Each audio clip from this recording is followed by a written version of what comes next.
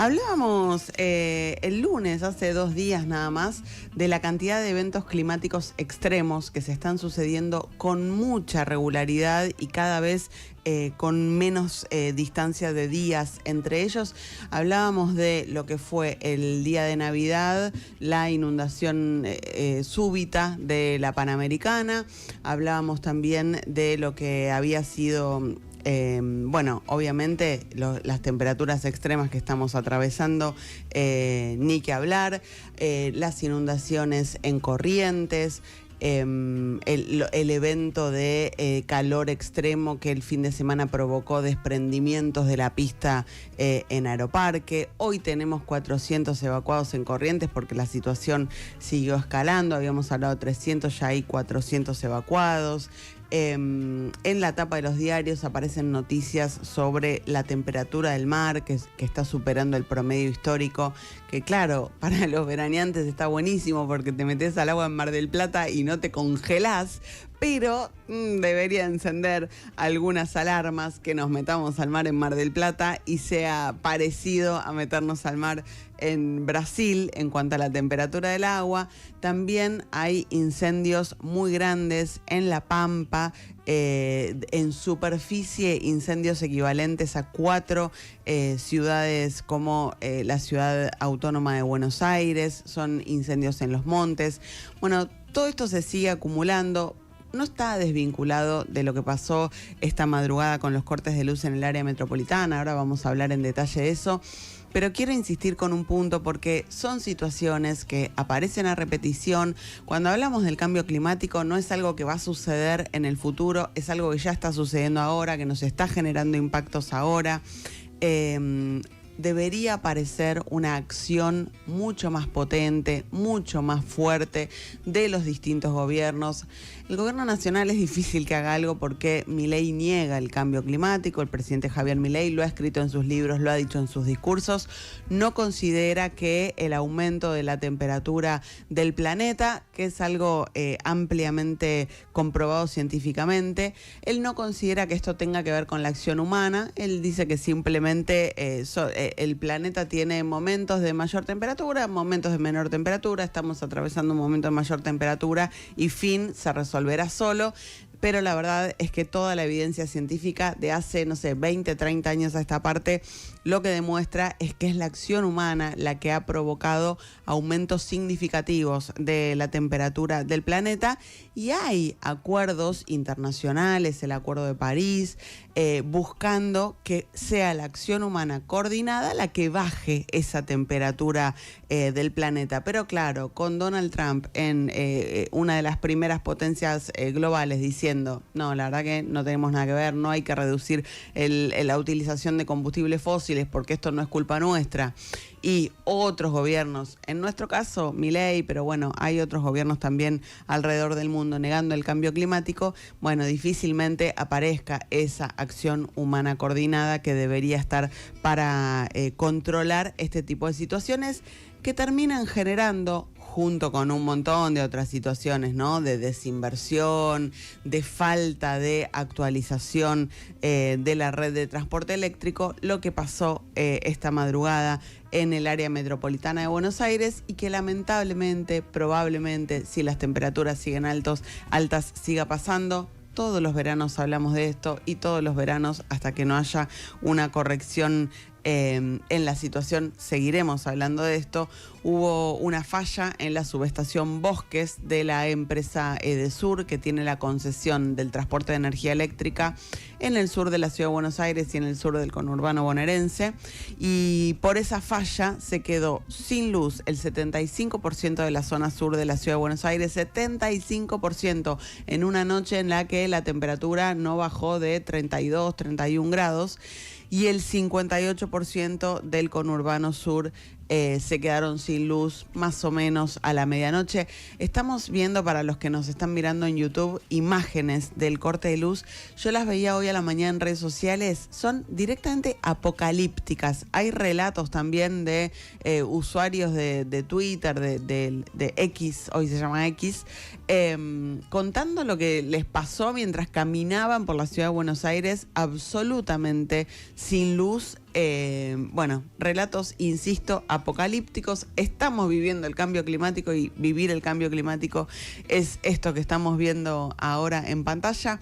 El pico inicial de cantidad de personas sin luz, el inicial, así comenzaba todo, sucedió alrededor de las 11 de la noche con casi 40.000 usuarios sin luz.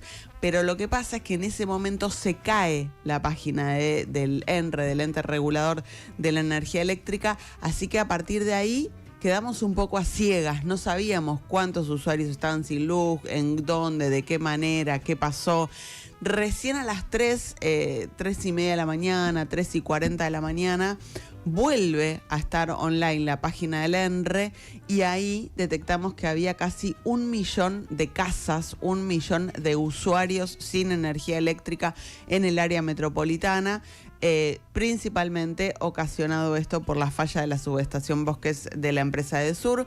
Al toque, ya sobre las 4 de la mañana, ese pico de casi 1 millón de usuarios, 920.000 usuarios sin luz, baja a 250.000 usuarios sin luz. Para las 5 de la mañana ya estaba en 40.000 y a las más o menos a esa hora Edesur informó que el 96% de los clientes afectados ya estaba con suministro. Los lugares más afectados: Almagro, por supuesto, siempre a la cabeza, Alejandro Korn, Florencio Varela, Avellaneda, Parque Patricios. Acá en el equipo yo me quedé sin luz durante la madrugada, pero al ratito volvió. Garba, ¿vos? Yo me quedé sin luz cerca de las 12 de la noche y volvió, te puedo decir, porque estaba despierto a las 3:40 de la mañana. Mira, literal 3:40 cuando vuelve la página del ENRE, también te volvió la luz. Chicos, ustedes, Balma, ¿vos te quedaste sin luz?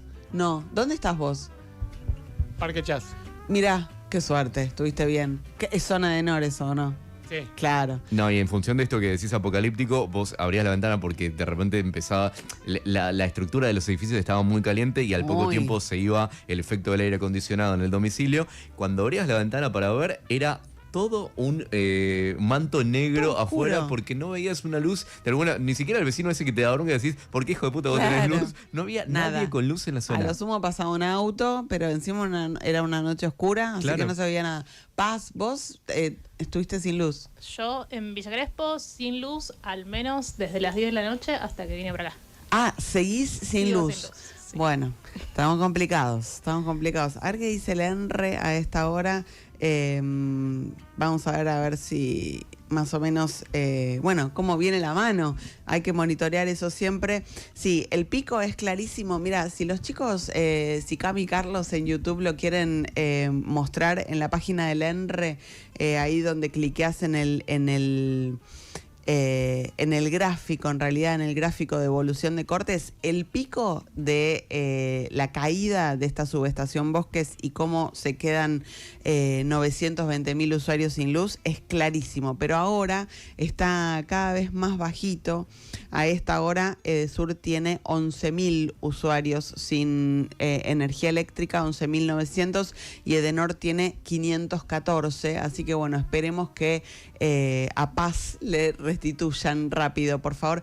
Ahí lo que estamos viendo en pantalla para los que nos ven en YouTube es el mapa de los cortes, pero si cliquean en el otro botoncito, el que está al lado del acceso al mapa, que dice gráfico de cantidad de usuarios sin suministro, bueno, el pico de la cantidad de usuarios sin luz es realmente muy pronunciado, muy elevado, crece de 0 a 1000, o sea, no hay ni siquiera progresividad en la caída de usuarios con energía eléctrica, y después baja igual ahí está, mira, crece exponencialmente y baja abruptamente, esto es entre la medianoche y las 4 de la mañana. Esa pancita que se ve ahí, ese rectángulo que se ve ahí, es 1 millón de domicilios, personas, no sé cómo se calcula, pero 1 millón de domicilios de usuarios sin energía eléctrica durante la madrugada. Esperemos que se siga normalizando.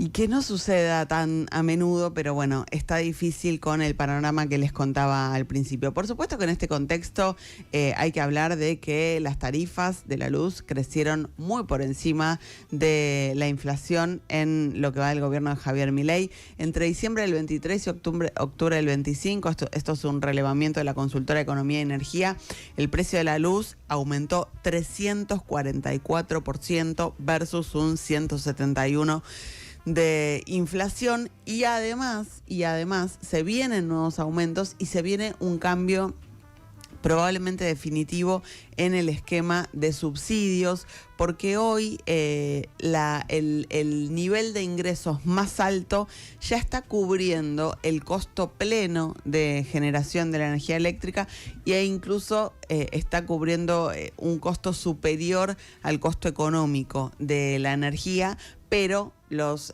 rangos salariales o de ingresos medios y los rangos bajos todavía están recibiendo subsidios. El gobierno ya avisó que a partir del 1 de enero cambia ese esquema, veremos, todavía no lo ha publicado con detalle, pero también está previsto que para enero haya una suba de alrededor del 2,5% en las tarifas de energía eléctrica. Así que además de estar sin luz tantas horas en momentos de altísima temperatura, bueno, vamos a tener que pagar más por la energía eléctrica. Una situación que por supuesto genera muchísimo malestar, muchísima bronca, pero que así está la cosa. Los que saben, esto lo he hablado en innumerable cantidad de veces con Nicolás Gandini, que es un periodista especializado en energía, es columnista de esta radio en Pasaron Cosas, es, creo yo, la persona o una de las dos personas que más saben del sector en la República Argentina, y claramente lo que ha faltado en los últimos 20 años es la inversión de Edesur, sobre todo de Edesur, para que no le sucedan estas cosas, porque cuando lo que aparece es esta falla en una subestación o se prende fuego una línea o se cae, lo que fuera, lo que sucede en realidad es que no hubo inversión ahí, son materiales que están viejos, que a la menor suba de temperatura se prenden fuego porque están dañados, están deteriorados. Bueno, eso es responsabilidad de Edesur. En algún momento durante el gobierno de Alberto Fernández se llegó a agitar la posibilidad de quitarle la concesión. Esto nunca sucedió. Edesur, que está en manos de una empresa italiana, la italiana Enel, y que bueno, al día de hoy sigue generando este tipo de problemas. En la Argentina no es que falta energía eléctrica, no hay un problema con la generación de energía eléctrica, el problema es con el transporte. Edesur es una transportista de energía eléctrica y bueno, así estamos desde hace varios años ya y aparentemente nada cambiará en el corto plazo. Ayer, cuando nos íbamos de ¿Y ahora quién podrá ayudarnos?, comenzó una conferencia de prensa del jefe de gabinete, Manuel Adorni, que sigue siendo en los hechos el vocero del gobierno de Javier Milei, con un anuncio realmente muy provocador respecto de la disolución de la Agencia Nacional de Discapacidad. Vamos a escuchar cómo lo anunciaba Manuel Adorni. La Agencia Nacional de Discapacidad, tal como la conocemos, dejará de existir y sus funciones serán absorbidas por el Ministerio de Salud. ANDI se creó en 2017 como un organismo descentralizado que tenía como objetivo coordinar las políticas públicas en discapacidad. Sin embargo, durante años y fruto de la autonomía administrativa que gozaba este tipo de organización, acumuló toneladas de capas burocráticas, descontrol administrativo y manejos incompatibles con una política transparente. Bueno, ahí está el anuncio del jefe de gabinete, que también dijo que no se van a cortar pensiones por discapacidad. Al formar parte del Ministerio de Salud, las políticas de discapacidad se van a administrar de manera transparente con mecanismos de control y sin discrecionalidades. Se va a garantizar la trazabilidad en expedientes, habrá auditorías permanentes y criterios sanitarios en todas las decisiones. Además, se van a eliminar 16 cargos políticos, lo que implica una reducción del 45,7% en la estructura jerárquica. Esto no significa que se vayan a cortar pensiones ni nada por el estilo. Por supuesto que esto puso en alerta automática a todas las organizaciones y las familias que trabajan y que conviven con personas con discapacidad, porque después del asedio y el ataque permanente que primero generó el gobierno con el desfinanciamiento de la ayuda, de la asistencia para las personas con discapacidad, la negativa a cumplir la ley de emergencia en discapacidad, el veto presidencial, la negativa segunda a cumplirla cuando el Congreso ya había insistido en la ley, la negativa a cumplir la ley cuando la justicia, el Poder Judicial, el juez federal de Campana le dijo al gobierno: tenés que cumplir esta ley. El intento de derogar la emergencia en discapacidad en el presupuesto 2026. Bueno, después de que las familias y las organizaciones hayan logrado luchar contra todo esto y tengan vigente una ley que dice que el gobierno tiene que aplicar los fondos que prevé la ley para las personas con discapacidad, bueno, después de todo eso, un 30 de diciembre aparece la disolución de la ANDIS, de la Agencia Nacional de Discapacidad, para traspasar sus funciones y voy a decir, sobre todo su caja, que es una caja millonaria, es una caja que implica el pago de medicamentos de alto costo, el pago de tratamientos de alto costo, es una caja para nada desdeñable que de hecho cuando empieza la investigación por los sobreprecios, por la sobrefacturación en la Agencia Nacional de Discapacidad, una de las primeras cosas que aparecen son estos chats de un grupo de WhatsApp que se había creado con personas mirando de qué manera se podían quedar con esa caja. Miguel Calvete a la cabeza diciendo: ¿a quién podemos poner en la ANDIS? Hay que hablar con Karina. Bueno, eso significa que es una caja muy codiciada, la de la ANDIS. Terminó en ese cargo Diego Españolo, hoy siendo investigado por la sobrefacturación en connivencia, en un esquema totalmente corrupto con los laboratorios que le presupuestaban a la Agencia Nacional de Discapacidad medicamentos 3, 4, 5 veces más caros que lo que en realidad son, y ese sobreprecio iba a este esquema de coimas que se hizo muy famoso y muy popular a partir de los audios de Españolo contando que el 3% de ese esquema de sobreprecios que llegaba al 8%, pero el 3% iba para Karina Milei. Bueno, insisto con esto, no solo pasan las funciones, sino también y sobre todo la caja al Ministerio de Salud de la Nación, y hay mucha preocupación en las familias y en las organizaciones que trabajan con la discapacidad, no solamente por la decisión y no solamente porque es un gobierno que ha desfinanciado el sistema y que claramente está atacando constantemente al sistema, sino también porque pasar a un esquema o retroceder a un esquema en el que la discapacidad solo es vista como un tema de salud, evita o impide una mirada mucho más integral que habla de la posibilidad y en la que el Estado venía trabajando con sus falencias, con sus demoras, pero que venía trabajando a través de la Agencia Nacional de Discapacidad, de mirar de una manera integral la necesidad de favorecer o facilitar o garantizar, ahí está la palabra, garantizar que las personas con discapacidad puedan acceder a todos los derechos que tienen, no solamente el derecho a la salud, también el derecho al trabajo, también el derecho a la inclusión, también el derecho a el voto, por ejemplo, el derecho a la educación, el derecho al placer. Bueno, todo esto estaba contemplado a través de la Agencia Nacional de Discapacidad con distintos mecanismos, no solamente con las pensiones por discapacidad o con los certificados de discapacidad, sino también con muchos mecanismos que ahora habrá que ver de qué manera los lleva adelante el Ministerio de Salud, porque también va a aparecer todo eso mucho más diluido en una estructura más grande. Bueno, este gobierno no da ninguna pista de que esto pueda llegar a ser mejor para las personas con discapacidad. Yo creo que esto va a ser peor. Me parece que me avalan los últimos 2 años de la gestión de Javier Milei en temas de discapacidad y que esto también da un argumento totalmente creíble y totalmente serio para el alarma y la alerta que mantienen hoy las personas con discapacidad, sus familias y las organizaciones que trabajan con ellos. Escuchábamos recién a Adorni que decía, esto no significa que se vayan a cortar pensiones ni nada por el estilo. Bueno, la verdad, Adorni, te desmiente tu propio presupuesto 2026. O sea, el presupuesto 26 que el gobierno mandó al Congreso y que el Congreso aprobó, habla de que van a caer las pensiones por discapacidad en la República Argentina. Había, según el propio presupuesto, 1.025.000 pensiones durante este año que está terminando y prevén que en el 26 va a haber 100.000 pensiones menos.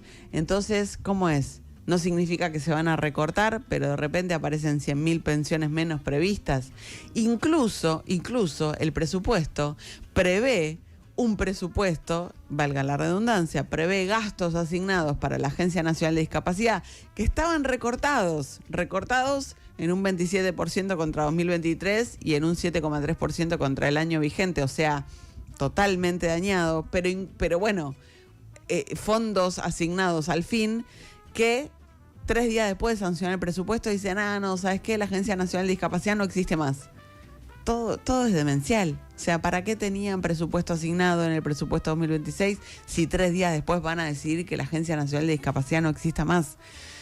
Así estamos, gente, en este contexto estamos. Habló también Manuel Adorni de las universidades nacionales y del recorte presupuestario, de la eliminación del horizonte de la inversión educativa del 6% del PBI. Dijo esto. La amenaza de cierre de universidades, de privatización de universidades y de no sé cuánta pavada más que han dicho, siempre nos parecieron cuestiones delirantes.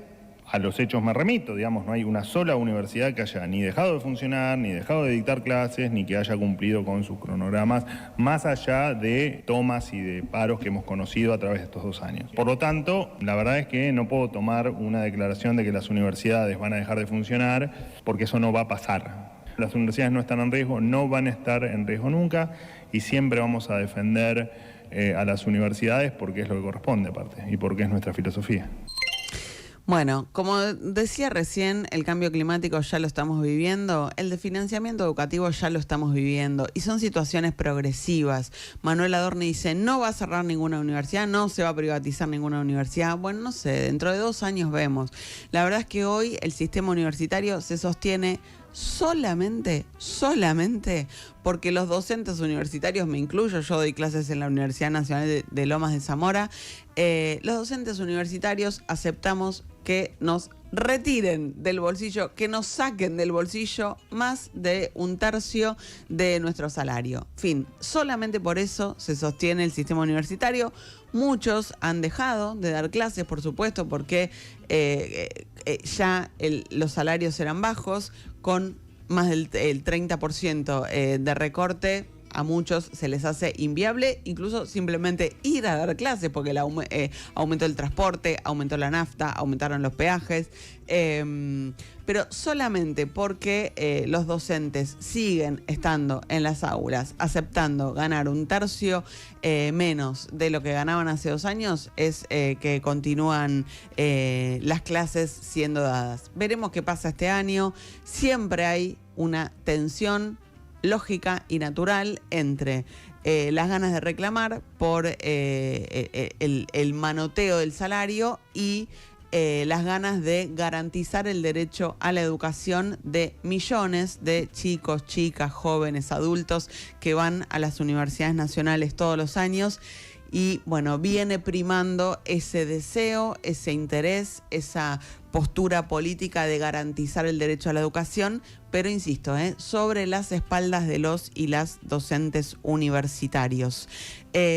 Habló también ayer con Reinaldo Sietecase acá en la inmensa minoría, Omar Maturano, dirigente sindical de la Fraternidad, sobre la posibilidad de un paro en la línea Mitre que conecta el conurbano norte con la ciudad de Buenos Aires a partir de la decisión del gobierno nacional de suspender los servicios de trenes a Córdoba y a Tucumán. Dijo Maturano lo siguiente. Yo ya le di el plazo de que si en el ferrocarril Mitre no puede andar un tren de pasajeros de larga distancia, tampoco puede andar uno de corta distancia. Así que bueno, vamos a esperar. La semana que viene no andarán más los trenes de pasajeros en el ferrocarril Mitre. Ya se lo dije ayer a la Secretaría de Transporte. Y bueno, después cumpliremos la promesa, no va a andar ni de pasajeros ni de carga. Y bueno, iremos a la pelea, que no queremos entrar en esa pelea porque nos va a pasar como en el 90, 45 días de paro, ramal que para, ramal que cierra, y quedamos de 10.000 conductores de trenes, 2.000, y con menos trenes. Es un anuncio apocalíptico, como decía antes respecto de las imágenes que se ven de los cortes de luz en el área metropolitana. La verdad es que el horizonte que aparece dibujado con todo lo que estamos contando respecto de las medidas del gobierno y de las no decisiones en algunos otros casos para paliar algunos efectos del cambio climático, el panorama es muy complicado. Le voy a dar 3 minutos a Walter Garbarino para que me complete este panorama informativo, porque vamos a hablar en minutos nada más con Nico Gandini sobre la situación de los cortes de luz en el área metropolitana, pero si 3 minutos no alcanzan, te prometo que después de la nota con Nico retomamos el panorama informativo, pero contame, Walter. Pero tomo lo que vos planteabas sobre el cambio climático, porque Corrientes sigue bajo el agua y continúan las alertas por tormentas. En el norte del país sigue el alerta amarilla por tormentas, con una provincia de Corrientes que está afectada por las inundaciones, sobre todo en la región de San Luis del Palmar, que sigue bajo el agua. El desborde del riachuelo hizo que haya, creo que más de 1.000 personas por estas horas evacuadas y autoevacuadas. El agua supera el 1,20 m en algunas de las casas, porque el río llegó a pasar los 5 metros de altura, y lo que estiman es que una vez que esto pase, que para el viernes podría haber un pronóstico más alentador, hasta el viernes va a seguir lloviendo en la provincia de Corrientes. Las familias podrían volver a sus casas recién hacia fines de febrero o de marzo. En relación también con las tormentas, están buscando a una mujer que fue arrastrada por un zanjón en Mendoza. Es una mujer de 50 años que estaba en situación de calle, que estaba tratando de pasar las altas temperaturas en el Zanjón de los Ciruelos durante lo que terminaron siendo tormentas este martes. Fue arrastrada esta mujer por las intensas lluvias de la alta montaña, que provocaron que haya aumento en los arroyos y en los cauces, y la están buscando por estas horas en Mendoza, pero también vinculado por el aumento del cauce de los ríos. Tremendo. Por las lluvias que hubo ahí. Y te cuento 2 cosas vinculadas a las temperaturas extremas. Así como nosotros acabamos de estar con 40 grados hoy, en Nueva York la semana pasada, en Navidad, estuvieron con temperaturas cercanas a los 20 grados. Una semana después, ahora que están recibiendo el año nuevo, están con la mayor nevada en 4 años. Claro, en una semana, increíble, 20 grados a la mayor nevada en 4 años. Lo que dicen los especialistas es esto que vos planteás, que esto coincide con el efecto del calentamiento global, porque la circulación atmosférica hace que se vuelva más frecuente el cambio brusco en la temperatura, y que en el hemisferio norte el contraste es más fuerte, porque acá en el hemisferio sur el océano atenúa un poco que estas olas de calor tan extremas. Pero no solamente en Nueva York, en Finlandia, la tierra de Papá Noel, vio durante la Navidad temperaturas cercanas a los 20 grados, Mamita. cuando las medias para el mes de diciembre oscilan entre -1 y 4 grados. Tremendo. Se cagó de calor, Papá Noel. Y vemos también reflejado hoy en La Nación 2 cosas que marcan estos extremos de temperatura. Uno lo contabas vos, la temperatura del mar superó el promedio histórico en la costa. El agua en Mar del Plata, por ejemplo, estuvo en 22 grados, algo que no se ve habitualmente. Vos te metías al agua y tenías un agua que era medio cristalina y que además tenía casi la temperatura del mar de Brasil, que para los que estaban recién entrando en la temporada, decís que bueno que está esto. Fantástico, chicos, pero esto no aguanta. Te marca que no es lo típico para esta época del año. Y además en La Pampa se quemó el equivalente a 4 ciudades de Buenos Aires y no están logrando controlar los incendios de los montes, también producto de las altas temperaturas, producto del cambio climático. Tremendo. Volvemos en un ratito con el panorama informativo de Walter Garbarino, pero ahora